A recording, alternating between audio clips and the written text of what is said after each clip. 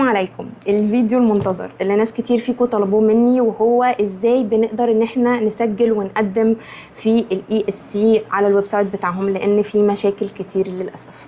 النهارده هقول لكم شويه تيبس وتريكس وشويه حاجات انا عملتها عشان اقدر ادخل على الويب سايت واحاول اتفادى الايرورز دي قدر المستطاع. اول حاجه يا جماعه، وانتوا بتعملوا تسجيل على الويب سايت ده، لما تيجوا تفتحوا جوجل بتاعكم اللي هو اوريدي بيبقى بالايميل بتاعكم، تعملوا انونيمس اللي هو بيبقى مخفي، اللي هو بيبقى لابس نظاره كده. تمام، دي اول حاجه. تاني حاجه، لما تيجوا تسجلوا من على الكمبيوتر او من على اللابتوب، وهتنزلوا الابلكيشن بتاع ايو لوج ان على الموبايل، بحيث ان انتوا تعملوا سكان للكيو ار كود اللي بيظهر عشان تقدروا ان انتوا تدخلوا بسهوله على البروفايل بتاعكم على الاي اس سي. دي اول حاجه. تاني حاجه يا جماعه، لما نيجي ندخل كل مرة بندخل برضو من المخفي، وبرضو بنعمله من الكيو ار كود اللي احنا قلنا عليه على الموبايل. تالت حاجة، حاولوا تدخلوا كل يوم قدر المستطاع تشوفوا ايه التطوع الجديد اللي بقى موجود وتقدموا عليه.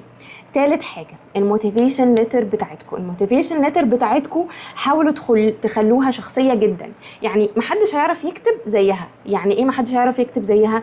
تكون حاجة خاصة بيكم جدا، حاجات انتوا عملتوها في حياتكم، حاجات في شخصيتكم، حاجات في مجتمعكم، حاجة بتميزكم عن اي متقدم تاني. تالت حاجة، لو هتستخدموا ال AI حاولوا ان انتوا تخلوه humanized قدر المستطاع، بشري، يعني اللي يقرأ يعرف ان مش ده اللي كاتب بال AI، ويكون في معلومات كتيرة زي ما انا قلت لكم متعلقة بيكم وبشخصيتكم ومميز بتاعكم انتوا. تمام.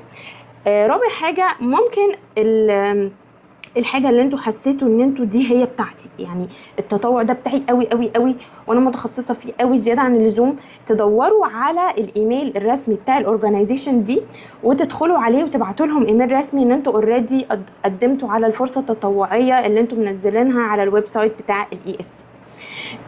هنزل لكم فيديو تاني بوريكم فيه الويب سايت وشرح كده فويس اوفر عليه، عشان برضو الناس اللي لسه ما فهمتش من الفيديو ده، فاستنوا بارت 2. سلام.